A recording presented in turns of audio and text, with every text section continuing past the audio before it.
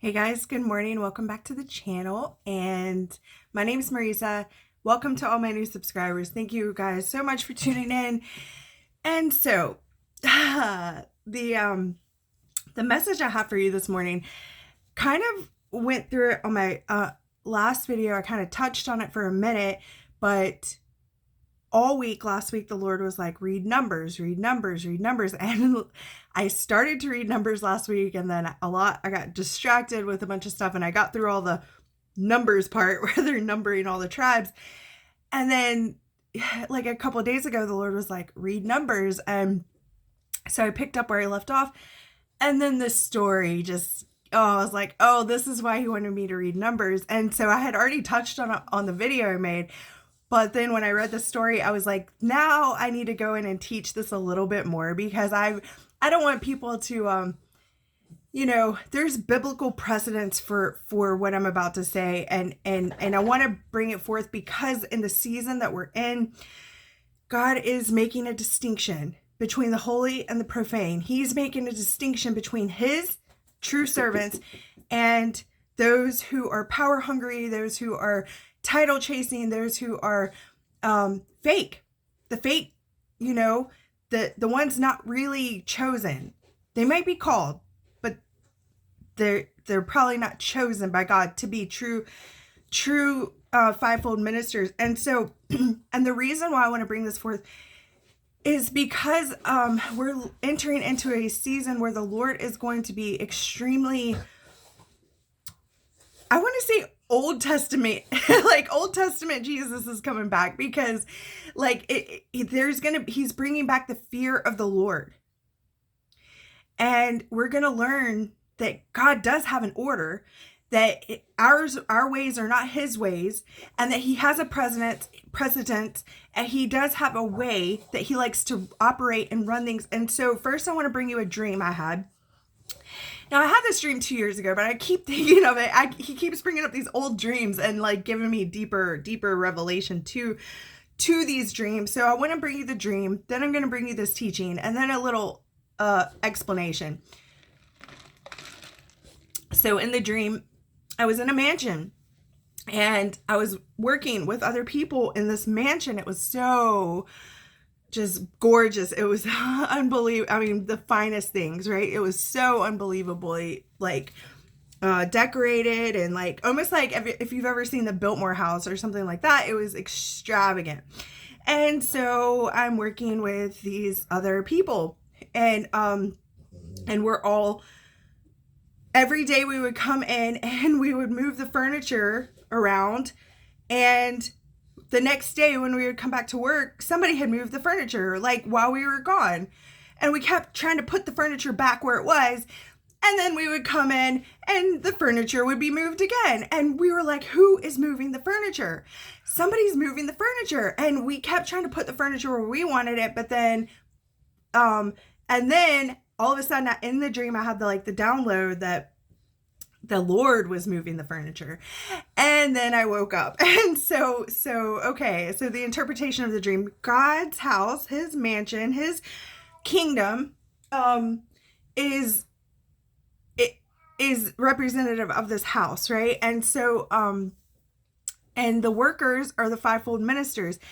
The workers are his servants, and we kept trying to put the furniture in the way that we thought it should go. But the furniture represented, actually, if you look in the temple of God and the Mishkan of God, I remember waking up from this dream and opening my Bible right to the chapter in Leviticus where it starts, Exodus or Leviticus, where it starts explaining the Ark of the Covenant, the menorah, the showbread, and God's teaching Moses how he wants these things built. And so in the Mishkan, these pieces of furniture, they represent the fivefold ministers of God. And right now the church has them positioned where they want them. And right now we elevate the pastor on this pedestal where he's the star of the show, and maybe, maybe an evangelist. We hear of the evangelist and the pastor most frequently, and then the teacher. But there's prophets and apostles, and they actually have a higher ranking than the other three positions. And And we kept trying to move the furniture where we wanted it. And the furniture represented these fivefold positions, right? And God, every time we would leave, he would put the furniture where he wanted it. And I remember at the end of the dream, we were like, oh, it's more functionable like this. It actually is better like this. It was like once we had the epiphany that it actually works better like this, and we surrendered to that, then I woke up from the dream. But God's way is more fruitful. It's more functionable. Okay, so that's the dream. The furniture was representing these fivefold positions, and the way the church wants to run things is with the pastor, maybe an evangelist, maybe a teacher, but no prophet, no apostle, or the new apostolic has this other function where they'll just like call anybody as an apostle or anybody as a prophet, and say, oh, you're a prophet because you can prophesy. And that's not true. That's not true. And so that's the dream. Now, the Bible lesson I want to give you is the reason why this season is so important is because God's coming to make a distinction between his true fivefold called ministers and those who are not, those who are elevating themselves. And so the story is in Numbers, and it's Numbers 16. And it's talking about Korah, the rebellion of Korah. And Korah was the son of son of Kohath, the son of Levi. And so he was a Levite. But he was not a son of Aaron. And so let me give you a little backstory. In the Levitical priesthood, you had all the tribe of Levite that was called out for the work of the tabernacle. But only in that tribe, Aaron was the high priest, and only his sons were the priesthood. So, So in this tribe, in this priesthood, I'm sorry, I'm drinking too much coffee. In this holy priesthood, you have Aaron, the high priest. His sons are the priesthood. Now the priesthood, they were the only ones that could go into the tabernacle and they ministered before God. They were the only ones that could touch the holy things, the Ark of the Covenant, the menorah, the showbread. They were the only ones that could go inside to the holy place. And Aaron, being the high priest, was the only one who could go behind the curtain and into where the Ark of the Covenant was. So you had, it was like all the Levites worked on they would build the tabernacle or the Mishkan when it was in the desert. They did the work on the outside. They camped around the tabernacle and that sort of thing. They had access to the outer things. And then you had the priesthood who had access to the inner court. And then you had the high priest who only him could go behind the curtain and have access directly to the presence of God. And so that's the old system, right? And so now in this new Melchizedek priesthood, right? Once you're baptized, you're in the family. Now we're under a new covenant, a new Melchizedek priesthood. But in this priesthood, we're all kings and priests, right? Just like Levite, they were all called out for the work of God, all of them. But in the new priesthood, only the fivefold ministers, they would be the priesthood within the priesthood. They would be the sons of Aaron in the new priesthood. They have access to the inner court. They minister before God. They touch the holy things of God, okay? And then Jesus is our high priest, right? So he's the one that is the mediator between us and God, right? Now we all can work. We all have jobs in this new priesthood to build up, and to be a part of this Mishkan and carry the presence of God. We all have access to that, but only the fivefold in the new covenant have access to go stand before God and minister to him, like to touch the holy things of God. Okay. So that's the difference between the old covenant and the new covenant. And so now that you understand the two priesthoods and the way they differ, let's read this story because God's bringing this type of encounter back. And so the number 16, Korah,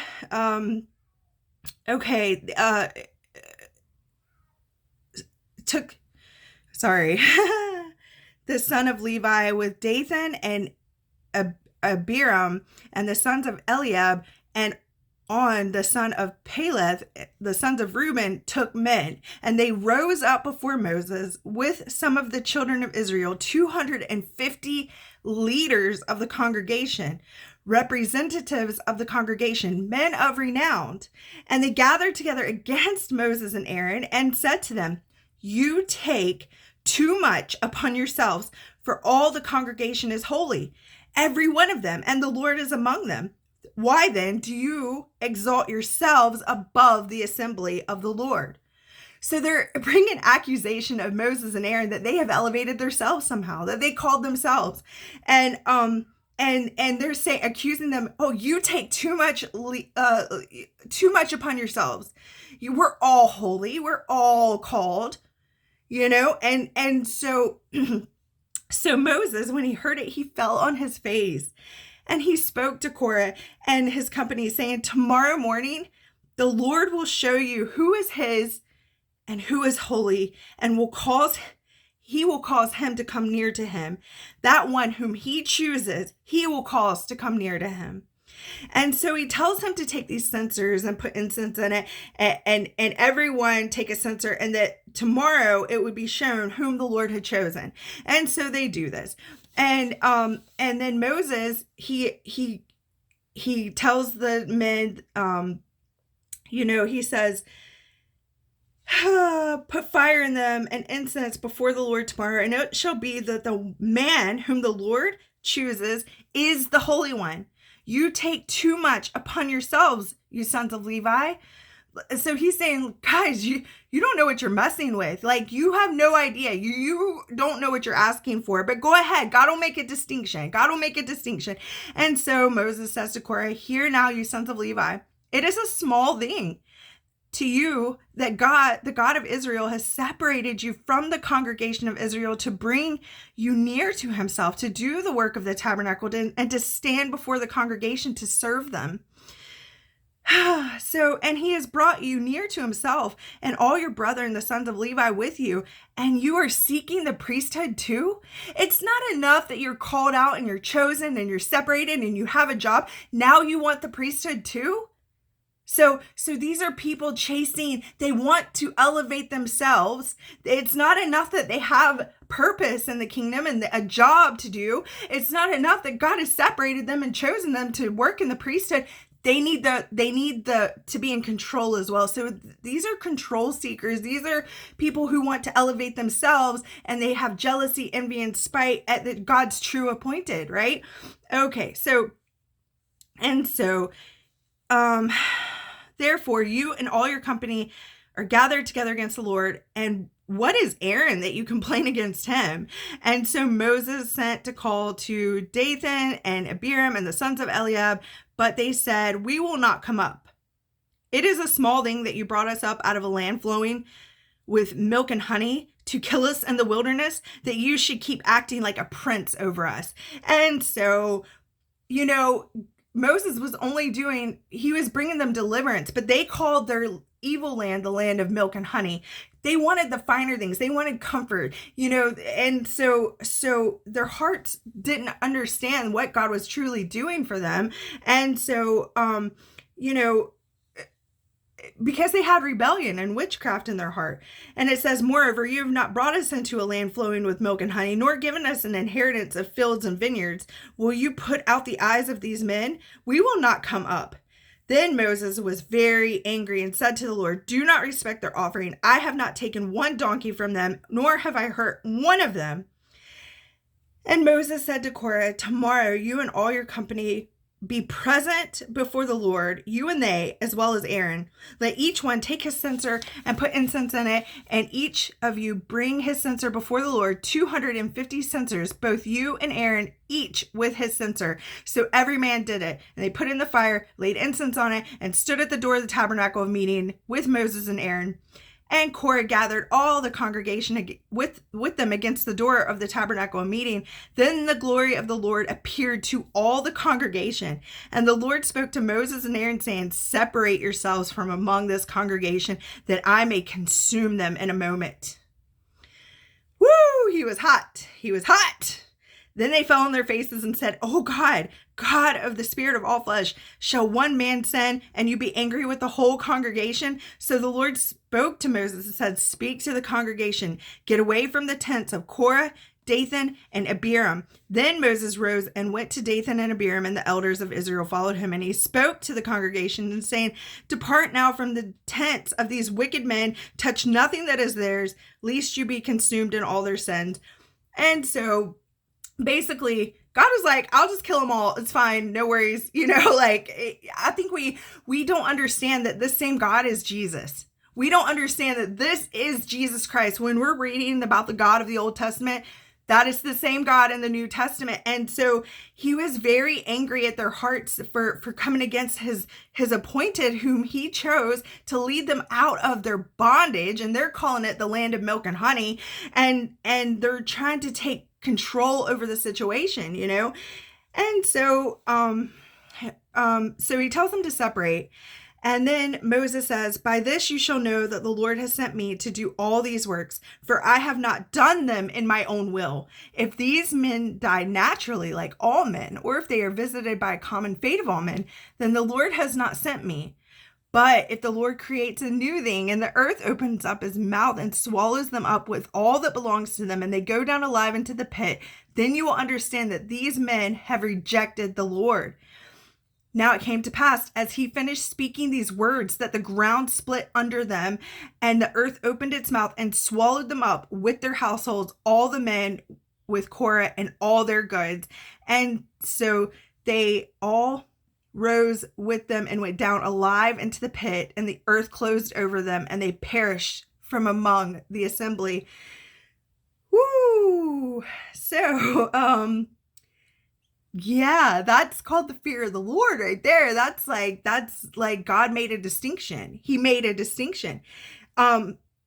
So I want to skip down because so this kind of continues. So after this, the complaints the next day came, and the congregation of Israel complained against Moses and Aaron again and said, "You have killed the people of the Lord." Now, so it doesn't just stop with God making a distinction and opening the earth and swallowing them up. The people still were complaining against Moses, saying, "You killed him, And so it happened that when the congregation had gathered against Moses and Aaron, that they turned towards the tabernacle of meeting, and suddenly a cloud covered it, and the glory of the Lord appeared. And Moses and Aaron came before the tabernacle of meeting, and the Lord spoke to Moses, saying, "Get away from among this congregation, that I may consume them in a moment." And they fell on their faces. So Moses said to Aaron, "Take a censer, put it in the fire, and put incense on it, and take it quickly to the congregation and make atonement for them, for the wrath has gone out from the Lord, and the plague has begun." So now God spreads the plague out, and Moses and Aaron, this is how holy they are. They are interceding for the people who God's ready to just, and so the plague's spreading, and Aaron runs and makes atonement for him so it'll stop the plague, but not before, I think, let's see, 14,700 died. God wiped out 14,700 men because of this whole incident started with Korah. And so then God, he's like, "Okay, I need you to all take your rods and come, and I will show them who I have chosen." And then Aaron's rod blooms. And so he gives them the priesthood, and then he tells them, their duties, and then he tells them, he says here, and then he tells them what they're going to get, because they can't work. They work for the Lord. And then he tells them that, now these are the offerings that are for you and your household. They're holy. They're for you. Enjoy them. And he gives them the best meats, the best wave offerings, the best grain offerings. And so God made a distinction. And so that's couple things out of the story. It's so important for today, because in today's church we have a lot of self-appointed people who they may be called, but they're not chosen to lead. They're not chosen by God. They're not they're trying to build their own kingdoms. They don't see what God's doing, and so they think they're just looking for comforts. And how can we build a kingdom that's comfortable to us? And God's looking for people who will just be obedient to him.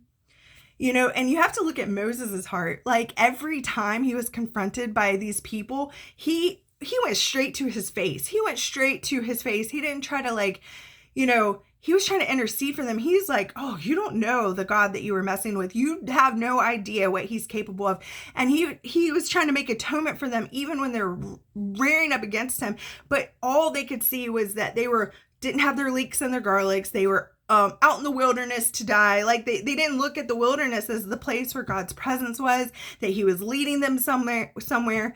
And so all they had was witchcraft and rebellion, and the rebellion was spreading through the camp, right? And so God's like, I'll just kill them all. It's fine. No worries. It's fine. He wanted to kill them anyway because they had a bad report, And so they had unbelief in their hearts. And so in this modern era, in this modern day, you have people who are compromised servants of God. They might have been truly called and chosen, but there's so much compromise in the church that they won't preach the truth with authority because they want to ear tickle. They want to people please. They want everyone to feel good. And so God's raising up people who don't care about being liked or followed or your approval or your applause. They're not in it for the praise of men. They're in it for obedience to God. And God's going to make a distinction between the holy and the profane. That's coming back. He keeps putting the story on my heart. He keeps telling me, he keeps giving me dreams about this. The fear of the Lord is coming. And we're not prepared for what that actually means because we have forgotten our God. We have forgotten his power. We have forgotten his true glory, his true nature. We have forgotten him. And we play church and we build our own kingdoms. We do things that make us comfortable and make us happy.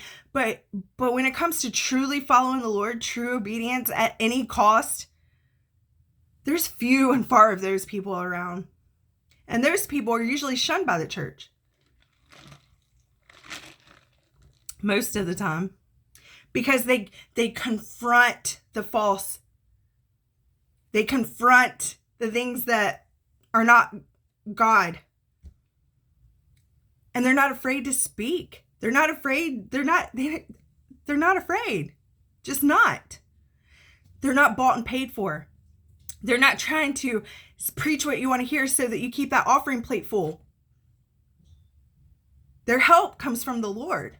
And so God is making a distinction and he's rearranging that furniture and he's going to put that furniture right where he wants it. And he will be the high priest. And those people in that fivefold, they will minister to him before they minister to the crowds. That's what Moses was always doing. He was in the tabernacle ministering before the Lord. That's where his place was. And then he would come out and tell the people, hey, the Lord said this. And then the people would act up and he would fall down on his face and, Lord, just kill me now. Why did you give me this obstinate people? Just take my life. You know what I mean? These people are ridiculous. But don't kill him. Don't kill him. You know what I mean? So it's just that's got to be your true heart, is pleasing God first and then just telling people what God said. And then they're going to complain. They're going to hate you. They're going to raise up against you and try to fight you. And you're just going to have to go to the Lord and say, Lord, don't kill him. Give him time to repent. Give him another chance. But the distinction's coming. It's already here. And so I could go on because this story is really good and there's a few more details, but I'm trying to not go over 30 minutes today.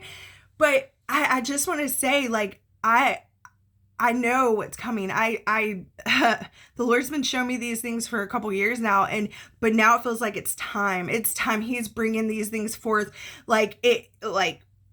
I almost expected it 2 years ago because that's how real it was then. But now it's it feels like, oh, this is what we're walking into now. And the problem is, judgment. People think that that the sinners will be judged, but really judgment begins at the house of the Lord.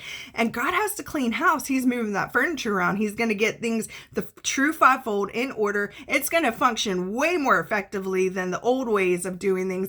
And he's going to bring a distinction between his called and his chosen. Just because you're a Christian and you serve in the church, or you have a little job or whatever, or you can even preach a little sermon, does not mean you can go into the holy place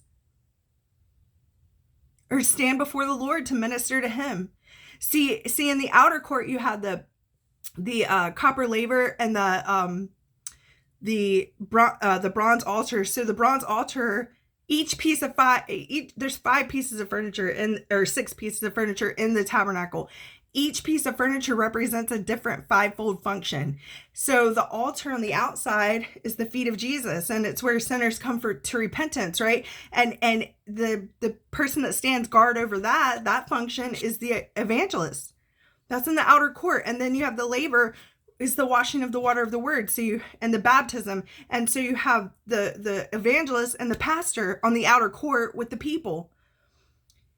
And then in the inner court, in the holy place, only the priesthood, the fivefold priesthood were even allowed in there. And that would be the menorah and the showbread and the altar of incense. And the menorah represents the prophet, the showbread represents the teacher, and they're on the same level playing field. They're equally on the same playing field. And then the apostle stands right before at the altar of incense, and they stand before the Ark of the Covenant. And now that veil's ripped, they have a face-to-face relationship with Jesus. And so each one of these pieces of furniture represents a fivefold function. Only the teacher, the prophet, and the apostle are in that holy place. The pastor and the evangelist are in the outer court with the people. They're doing the sacrifices for sin and things like that. And this is all in my book. I go into way more detail. I'm not going to do it today.